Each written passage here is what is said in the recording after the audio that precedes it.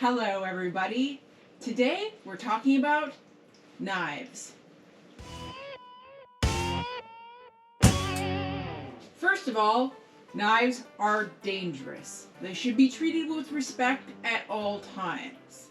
In a professional kitchen, chefs and cooks usually have their own knives. They even often get their names or initials engraved on the handle. It's very important never to handle a knife that's not yours without permission in the professional kitchen.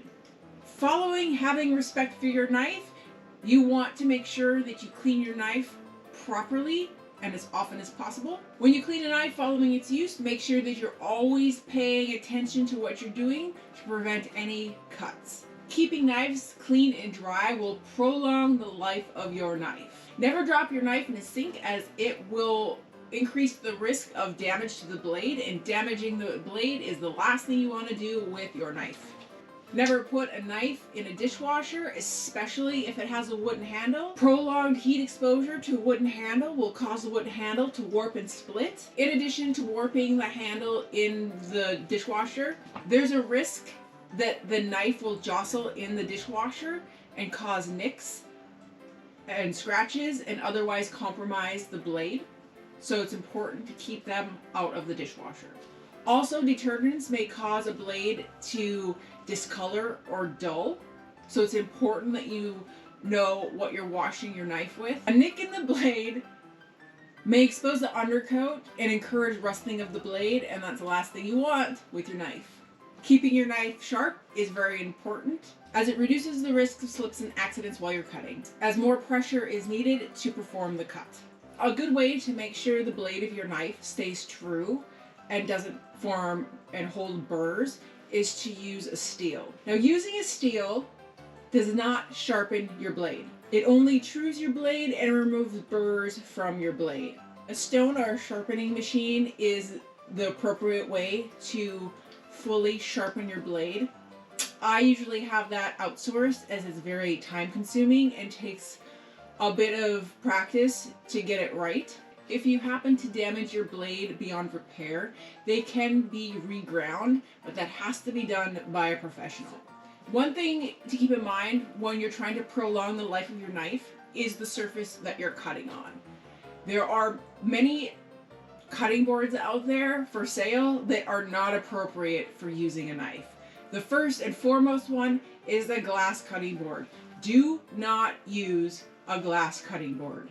You will destroy your knife. Another material never to use as a cutting surface is metal, and in addition to that, marble. Marble surfaces increase the likelihood of eventual damage to the blade and can quickly dull your knife. The best materials to use as a cutting surface include wood, bamboo, and composition cutting boards such as plastic, resins, and wood fiber combinations. When you are choosing a cutting board, it's important to consider what you're cutting. That will be sort of when we get to the sanitation section of the series. However, I just want to state that it's best not to use a porous surface when cutting meat, specifically chicken. So if you have a plastic cutting board on hand, I would designate that the meat cutting board. But then if you're really good at sterilizing cutting boards, you could use a wood cutting board. We're not here to talk about cutting boards. Now we'll move on to the parts of the knife. So let's go to the diagram. The tip of the knife, where thin and narrowest, is for delicate cuts and small items. The center is for general work, and the heel is used for heavy, coarse materials where more force is needed to make the cut. The tang, which is the part of the blade that extends into the handle, common in chef's knives and cleavers. Partial or full is better than none. One type of tang is the rat tail or stick tang. Rat tail or stick tangs are slimmer lengths of metal and often attached with bolts or pins. They are narrow and therefore not as stable as other types of tangs. The blade or cutting edge includes a couple different types. The cutting edge is forged, which is pressed into a mold or hammered into shape, or stamped, which is cut from a sheet of steel and ground, polished, and sharpened. The different type of edge types are wavy or serrated edge, a straight edge, a gratin edge, curved edge, dropped point, which offers more control, trailing point blade, which is common in filleting knives. And then there are other blade types that are not as kitchen-centric. For more information on knife types and blades, see the reference video in the description below. Another part of the knife is the spine, which is the part of the blade that is thicker than the cutting edge. The bolster, where the blade meets the handle, also known as the heel. Rivets, used to secure the tang to the handle.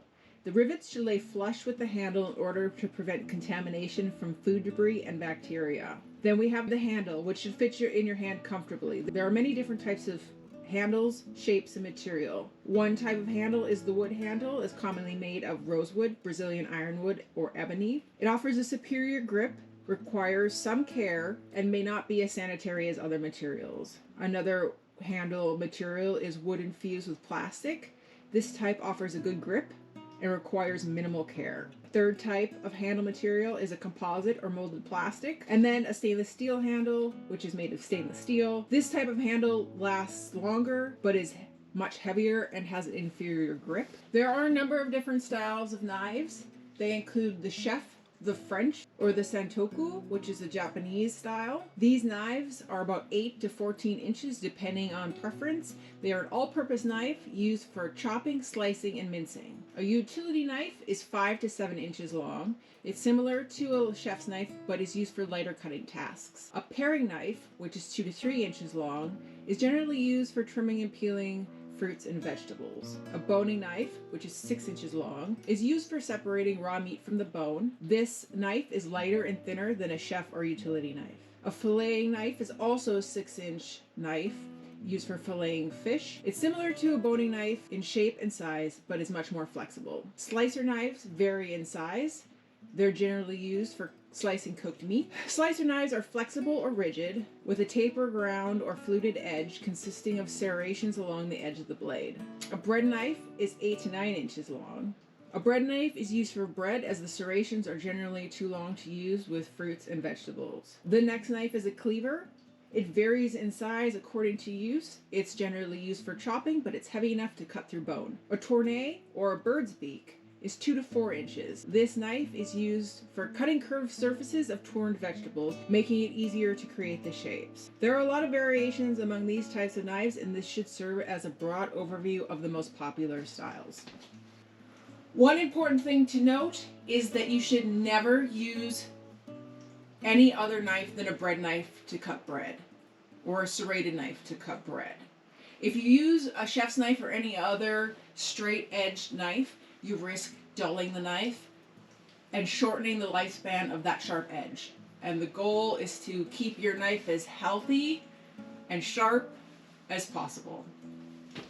There are many different blade materials out there that a knife can be made of, and they include the following. Carbon steel, which offers a better edge, though loses sharpness quickly, can be discolored by food high in acid, and must be treated carefully to prevent discoloration, rusting, or pitting. Stainless steel is stronger than carbon steel, does not rust or discolor. However, it's difficult to get a good edge on a stainless steel knife, but once the edge is achieved, the edge will hold longer. High carbon stainless steel is a hybrid of advantages. It takes an edge well, holds it longer, and is not prone to discoloration or rust. Titanium is lighter and more resistant to wear and corrosion, holds an edge better, and is easy to sharpen, and is more flexible than steel.